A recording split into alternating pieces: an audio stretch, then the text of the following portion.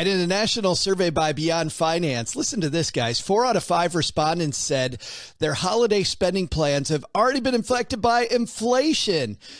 And we're just starting this season. I think we might be in for some changes this year. And here to help us get a handle on it, Dr. Erika Rasure's here. Hello, darlings. And now it's time for your favorite part of the show, our Stacking Benjamin's Headlines. How are you? I am wonderful. Happy November. It's here.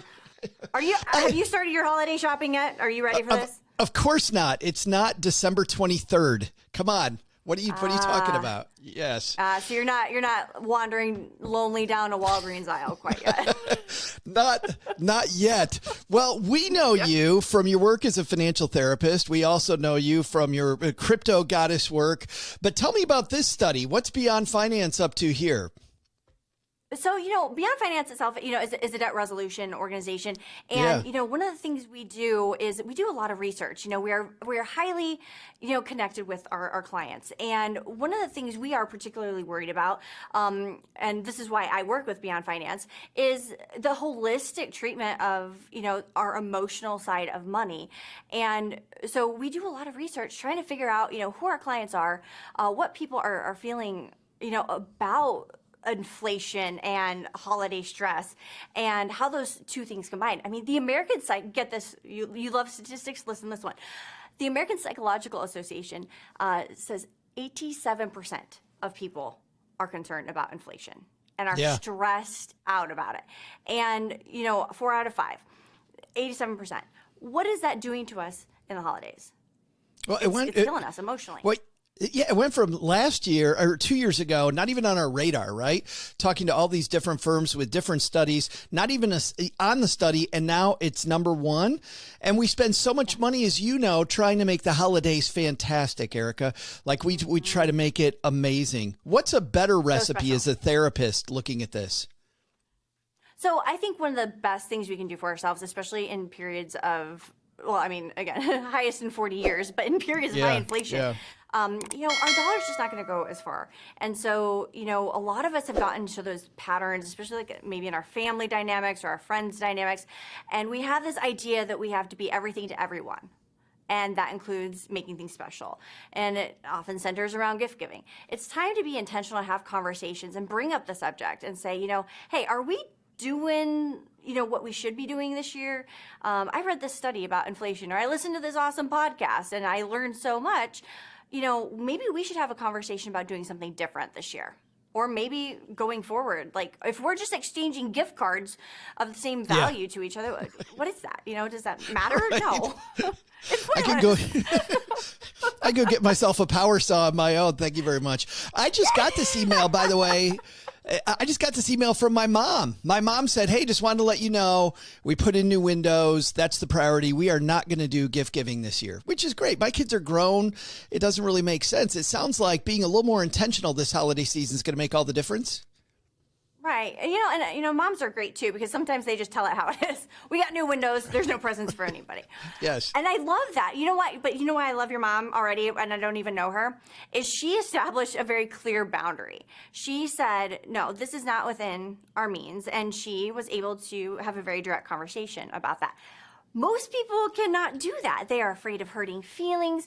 They're afraid of creating additional emotional, distress or anxiety, especially if you've got a family member who, really holds those special holiday moments in high regard.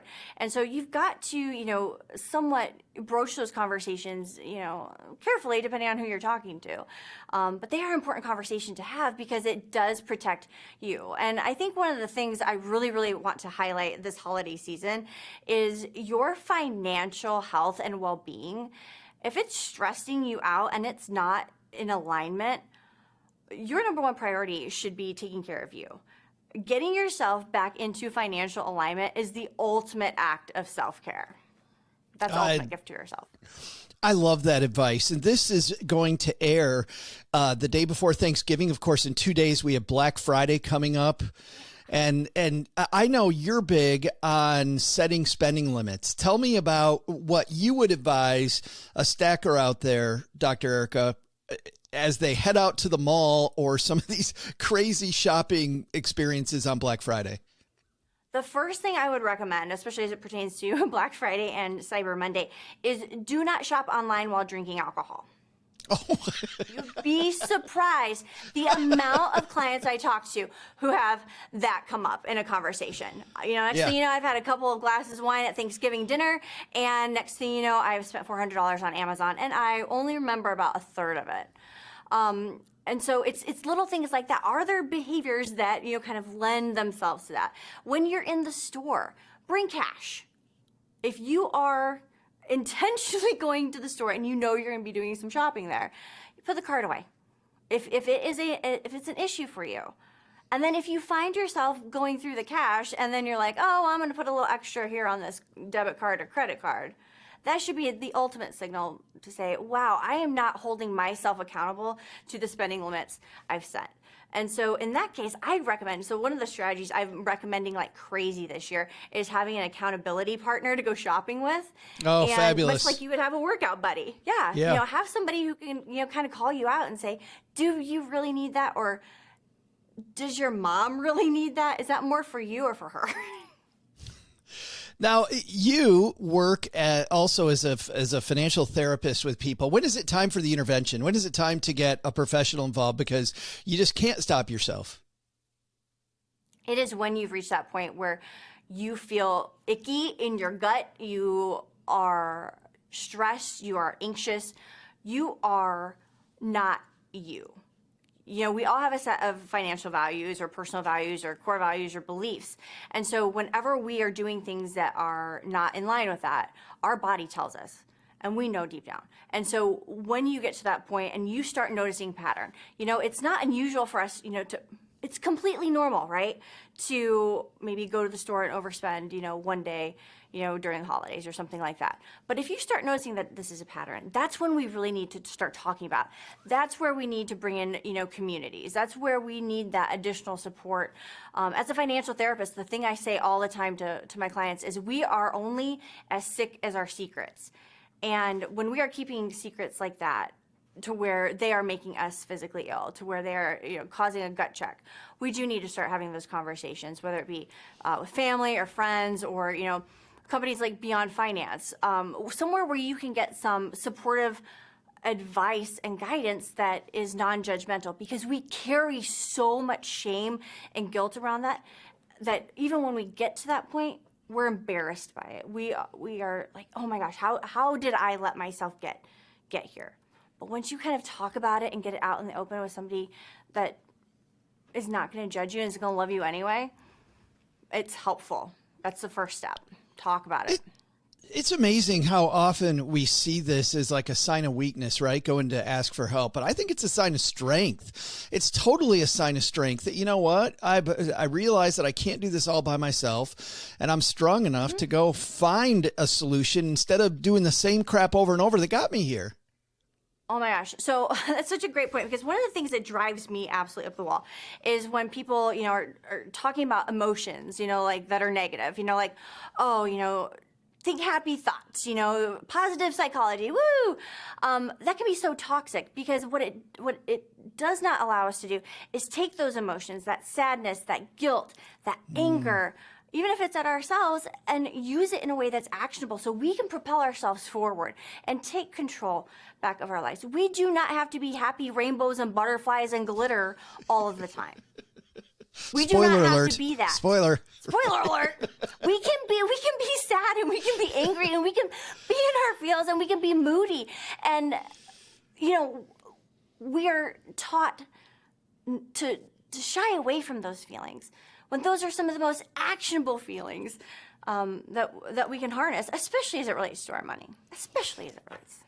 I would imagine, call me crazy, that you know of a place that has some resources that might be able to help people this holiday season. Yeah, there's so many resources online. Just to be frank with you, I'm a big fan of the old Google machine. But be intentional. Like I said, if you are looking, if you're an online shopper, if you're, look at, apps like Honey, to where you can, kind of get these discounts built in. If you're struggling financially, I am such a huge fan of the United Way. So many great things to do. If you are interested in giving to a good cause, think about donating to the United Way if you're in an advantageous financial position, because there are a lot of people out there who are absolutely going to and are struggling, trying to keep up with inflation and gas. And, presents and gifts around the holidays are a luxury. And what people also forget is taking care of yourself financially is also a luxury. Is absolutely and the best luxury, maybe the number one luxury. Let's talk about Beyond Finance for a second. If I go to Beyond Finance, what am I going to find there? Talk to me about their work, about your work. Oh my gosh. So I probably have, I maintain to this day that I have the coolest job in the world.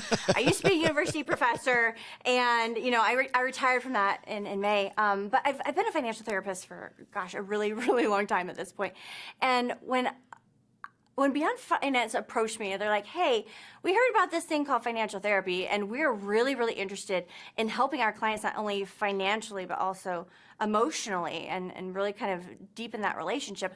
I was super intrigued because that is not something you often hear from a debt resolution company, I'll be perfectly honest. And so it was intriguing. And so my work with them largely involves, I do research, but we have these amazing group sessions we do weekly to where we have a financial topic. Some of my financial topics, you're going to love this, are the shame monster and the guilt gremlin. And we talk about that. We make talking about these hard things fun. We talk about financial infidelity, what it means to, hide things from your partner. Telling your kids, not to tell dad about what you bought at Target is kind of lying to your spouse. I mean, that is a form of financial infidelity, and it's not really instilling the best values for your children. And so we are able to have these conversations with the clients that are enrolled in the program. And the coolest thing that I think we have done, we just did a soft launch of a Facebook community last week, and so we're starting to build that up. Yeah, and we've got plans to really build this community, because the research we found back in March when we did a mixed methods study, we found that people who talk to their family members about being in a debt resolution program have a greater likelihood to succeed and graduate through that program. And I think what's fascinating, kind of on my side, and it was very humbling too, is debt resolution itself really is an option for people, and it is a helpful option. And what is most helpful, I think, about it is that people do not feel alone. And I think, and that is something I want to stress so much in this holiday season, where we are looking at, putting things on credit cards, or we're not making ends meet as it is just throughout the year because inflation is so high, is you are not alone in that. People are not alone. And so when they can find communities like, the Beyond Finance community or other organizations that have similar, services, it helps alleviate that stress and anxiety that comes with feeling like you're on an island, like you're a horrible person because you did this to yourself. And people get scammed. Oftentimes they're not there because they spent $50,000 at Bloomingdale's.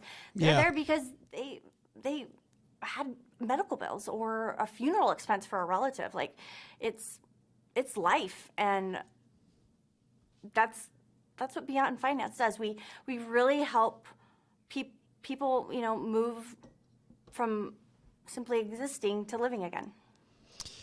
I love this idea coming through the holidays, Erika, with a plan. Just coming out and feeling like I got a plan, I got it together. I might not be perfect yet, but I'm on the road. Thank you so much, Dr. Erika Rasure, for helping our stackers keep it together this holiday season as we go into the madness that is the next 5 to 6 weeks. Thank you so much. You're welcome so much, and happy holidays to you.